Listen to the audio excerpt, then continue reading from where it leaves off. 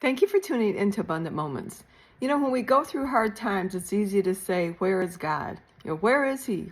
Why is He allowing this? God allows things in our lives because He's given us free will and free choice, everyone in this world. But the good thing about it is, when we go through a bad time, He is always there with us. And then sometimes when we go through a hard time, we say, I've been calling out to God. I haven't heard one thing from Him. He doesn't hear me. He doesn't answer. He does hear and He does answer. But many times when we're going through a test, He's quiet. He's seen what we learn. The Lord showed me years ago as I was going through a trial, and I said, Lord, where are you? Why won't you speak to me? He took me back to my third grade class. Mrs. Porch was the teacher. And I was sitting there at a desk taking a test, and she was at the head of the class but would not answer any questions because it was a test.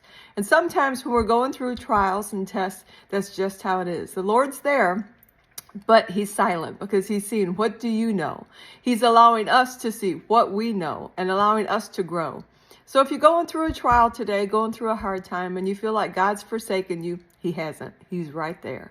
And if you feel like He's not speaking to you, well, perhaps that's because you are going through a test. Or maybe you're just not listening. Maybe He's speaking something that you don't want to hear, so you're ignoring it. So make sure that you have ears to hear, and make sure you realize He is with you, and you are going through, and you're going through to victory. And if you don't pass the test, the good thing about God is He always gives you a second chance. Thank you for tuning in.